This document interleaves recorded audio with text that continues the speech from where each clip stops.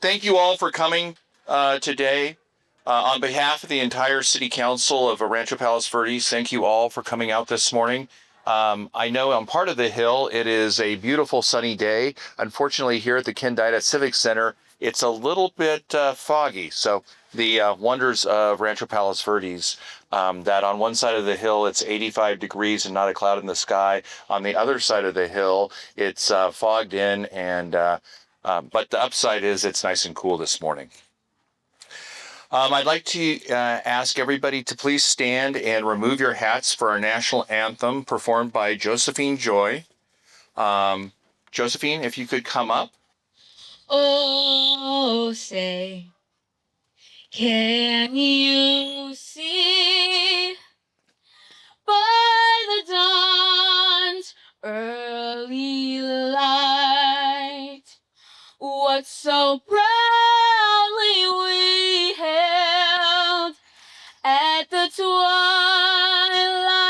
last gleaming, whose broad stripes and bright stars through the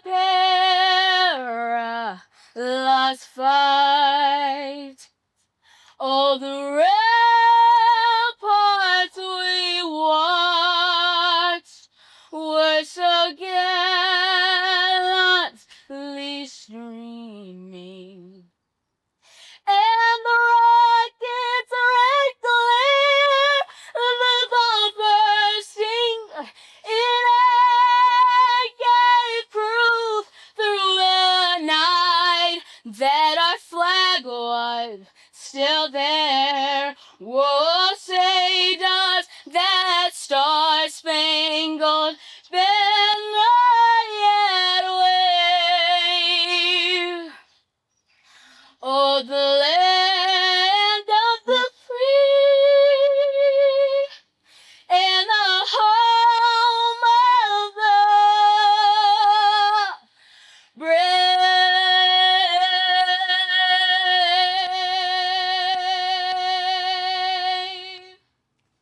Woo! Thank you, sir. Thank you. What a voice coming out of such a little person. Thank you to the staff and volunteers, Boy Scout Troop 783 and Girl Scout Troop 15415, for coming together to show our appreciation with this wonderful breakfast event this morning. Thank you also to the Palos Verdes Symphonic Band for beginning the day with such inspiring patriotic fanfare, but we will hear more from them in a bit. Please be seated.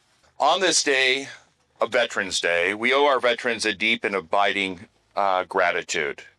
107 years ago, on a railroad car in a French forest, an armistice was signed, ending the Great War, or World War I. In 1954, Armistice Day was changed to Veterans Day, proclaimed by President Eisenhower to be an annual occasion to honor all American veterans. Today, we honor the members of the United States Army, Navy, Air Force, Marine Corps, Coast Guard, and the newest service, the United States Space Force, who continue the legacy of service that has been a cornerstone of our country and our armed forces over the years. President Ronald Reagan once said, "Freedom is never more than one generation away from extinction. It must be fought for, protected, and handed on to them to do the same." Today, on Veterans Day, it is a profound honor for me to acknowledge these peerless patriots here today who have served our country with honor and who have kept freedom alive. The individuals in attendance today and the millions more who they represent are all heroes who have shown just how far we can go and what we can achieve as a nation.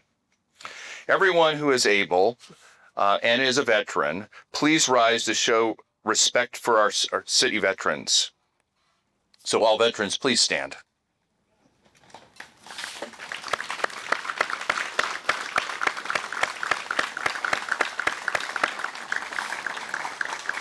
Thank you all for your service. It is now my pleasure to welcome Boy Scout Troop 783 to lead the presentation of the colors and the Pledge of Allegiance, and a couple of the troop leaders will be saying a few remarks immediately following. So please rise for the presentation of the colors and the Pledge of Allegiance. Color guard attention. Color guard advance.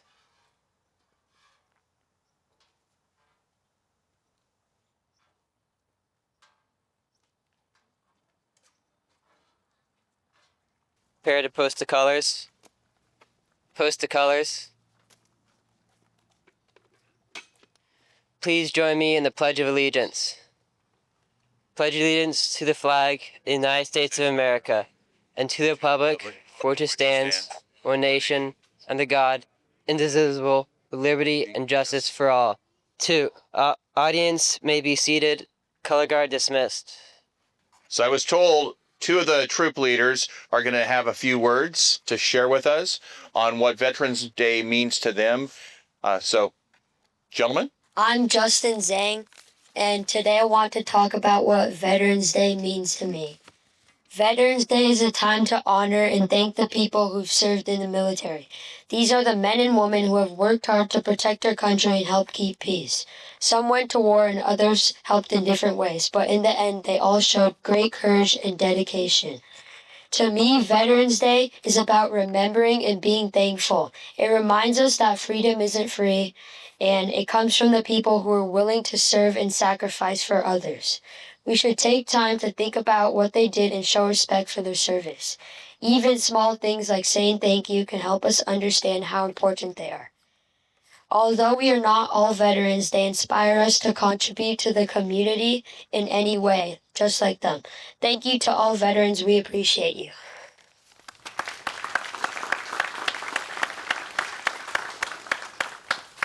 Good morning, everyone.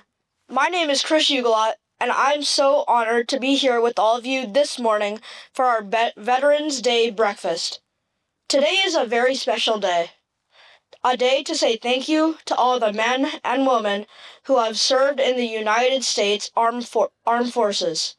You are our heroes, and we are truly grateful for everything you've done for our country. Veterans Day is celebrated every year on November 11th. It started after World War I ended in 1918. The fighting stopped on the 11th hour of the 11th day of the 11th month, and that is why we celebrate it today. Back then, it was called Armistice Day, which means peace. Later, it became Veterans Day, to honor all who have served in the Army, Navy, Air Force, Marines, Coast Guard, and Space Force. Veterans are people who showed bravery, dedication, and sacrifice. Many left their homes and families to protect our country and defend our freedoms. Because of their service, we get to live in peace, go to school, and enjoy the lives we have today. When I think about veterans, I think about courage. It takes courage to leave home, to face danger, and to stand up for what's right. But it also takes courage to come home and continue helping others in your community. And many veterans do just that. Today isn't just about remembering battles or wars. It's about honoring people. People who worked hard, helped others, and believed in something bigger than themselves. There are so many ways we can show our appreciation by saying thank you, by listening to veteran stories, or simply by remembering their sacrifices. Even small words and actions can mean a lot. So today, as we share this breakfast together, let's take a moment to look around and truly appreciate the veterans among us. You are our teachers, our neighbors, our family members, and our role models. On behalf of all the Scouts here, I want to say thank you for your service, your strength, and your love for our country. We are proud of you and we are thankful for you, not just today, but every day. Happy Veterans Day. Good morning, everyone. How's everybody doing today? Thank you for having us this morning, and I'm glad you guys are out here. I just want to say good morning to everyone, to our distinguished guests, members of City Council, community leaders, our honored veterans, and fellow residents, it is my privilege on behalf of the City of Rancho Palos Verdes to welcome you to our Veterans Day ceremony, a day of remembrance, gratitude, and unity. Today, we gather as one community to honor the men and women who have served our nation in uniform. Veterans Day reminds us that freedoms we enjoy each day came at a cost. They were secured by the courage of ordinary Americans who answered an extraordinary call to serve, to protect, to preserve the ideals that define our nation.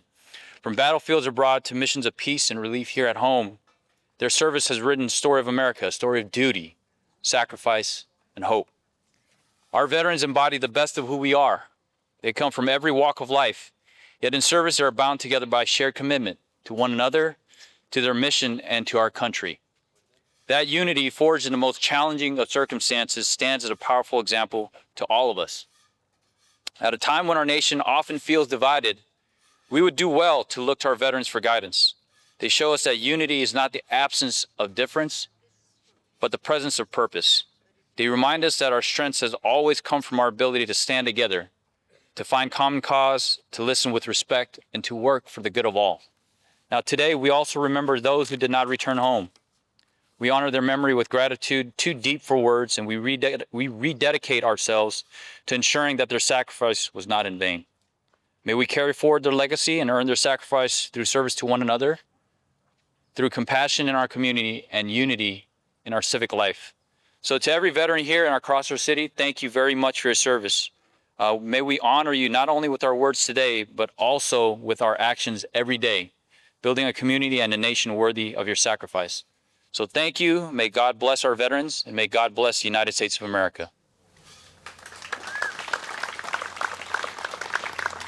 Now, following me, we're going to have a special presentation by Mr. Charlie Salinas. He served in the U.S. Army from 1967 to 1969 in Vietnam. So if we can have Charlie come up here. Good morning, everyone. I wrote this poem this year. It's the only poem I've ever written. Thank you for letting me read it. It's titled My Tour and Maybe Yours. Some of us were sitting off a California beach waiting for a wave. Someone else was working on the family farm baling hay. A kid from Ohio worked at the Texaco pumping gas. My friend from Maine had a small business cutting grass. We went to war because America needed young men. We did not know they would ask again and again. Families with money sent their kids to college. That made them draft exempt. They could have volunteered, but they knew what that meant. 20,000 had been killed by 1968. That's when the wise men told Johnson, get out before it's too late. My best friend in Vietnam was my M16. It never let me down because I always kept it clean. Never put more than 18 bullets into a 20-round magazine. We had to drink warm water from our plastic canteens. Traces and flares lit up the night. It was such a relief when came the daylight. We took lives and saved lives without hesitation. After a few months there, we knew there were no regulations. Our leaders had planned not to win the war. We began to wonder, what the hell were we there for?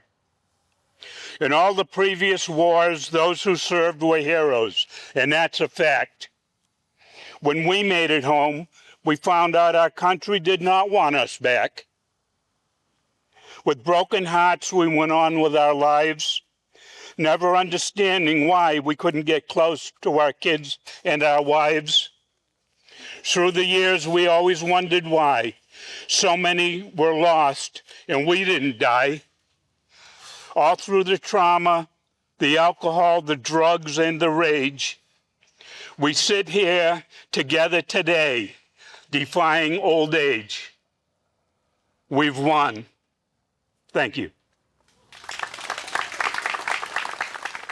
It is my great pleasure now to introduce our keynote speaker, Dan Smee. Dan served in the U.S. Army as a combat medic from 1983 to 1987. He joined the National Guard as a medic following 9/11. He's dealing with the effects of PTSD following an explosion that severely wounded his platoon sergeant. Dan has dedicated his life to helping other veterans as a social worker with the Department of Veterans Affairs and through the Wounded Warrior Project. Please join me in welcoming Dan Smee. It's a great honor to be here today. I'm here for the Wounded Warrior Project. My journey was a little bit of a long one. I got out of the Army in 2006. Like the mayor said, I kind of had a unusual road to Iraq. I served active duty from 1983 to 1987, got out. 9/11 happened, and like everybody in the country, I was in shock and in horror and knew I had to do something for my country that day. So I was thinking, wow, what can I do? And I was like, well, I was in the military, you know. I see all these people now guarding airports, bridges. And so I joined the National Guard in February 2002, not thinking I'd ever be in a foreign land fighting a war. But that's what ended up happening. So 2003, I was activated. I went up to Fort Lewis, Washington. From Fort Lewis, Washington, had a little stint there in the desert in Barstow. Some of you might know it, Fort Irwin. You know that place. But and then I was in the sandbox in Iraq in 2004, 2005. This time of the year is a little bit, you know, it's joyous because I'm a veteran, but yesterday, 21 years ago, is November 10th when I lost my platoon sergeant, and my good friend Dan Nevins lost both his legs to an improvised explosive device that was buried in one of the canal roads. We were going down about 3:30 in the morning, night vision. I was in the rear vehicle as a medic. They were in the lead vehicle. And it was a blast like I'd never seen before. So I knew when I got up to that front vehicle to render first aid that it wasn't going to be good. So I got up there, you know, my platoon sergeant was driving. They called him the old hay hauler.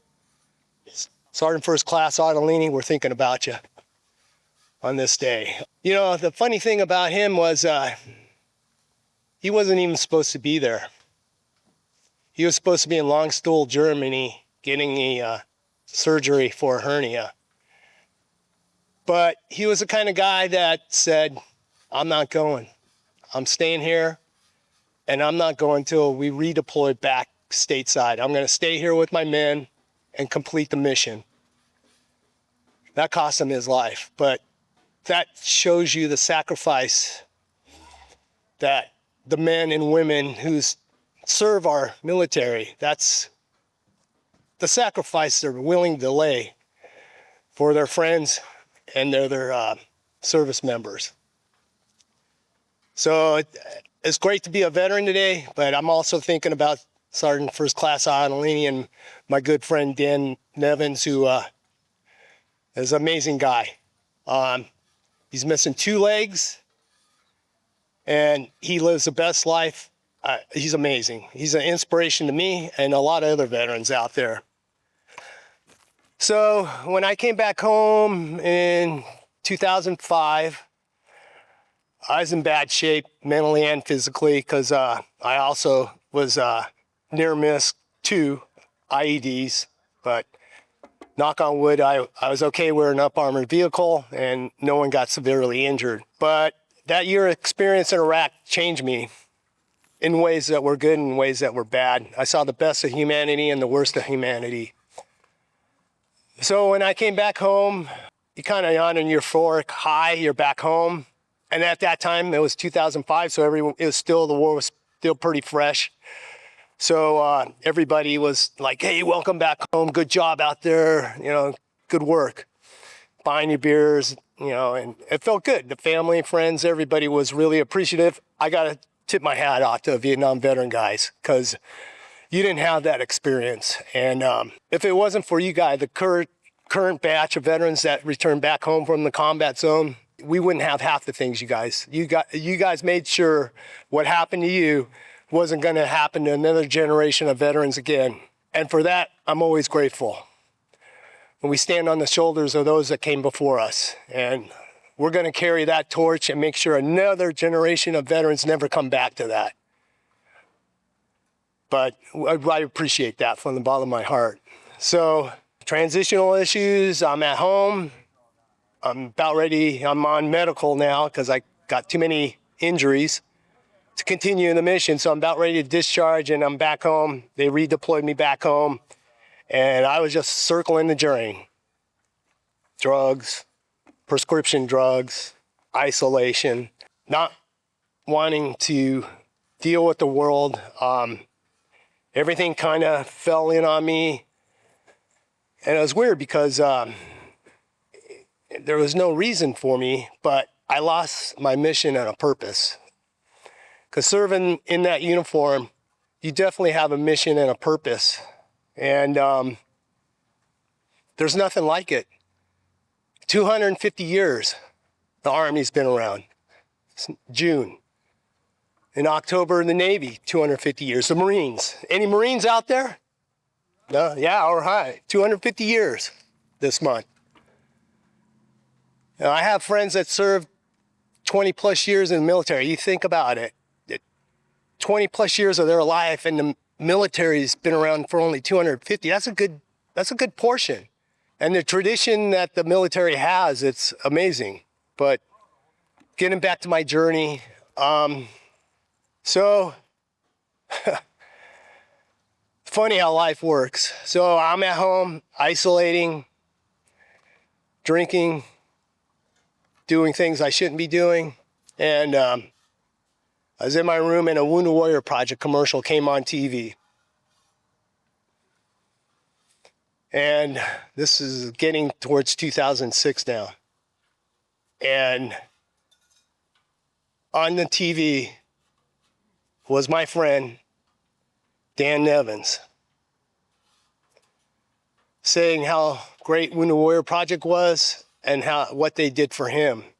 It was a surreal moment when I saw that. Because the last time I saw him, he was on a stretcher and we were loading him up on a medevac. And that was the last. So he was like the ace guy in our squad. I mean, he was like the go-to squared away guy. You always wanted to follow him. So when I saw him on that Wounded Warrior Project commercial, I said, that's what I need to do. So I went on the internet, looked at it. They had a 1-800 number. I called, hey, my name's Dan Smee. I'm an Iraq War veteran, and can you help me?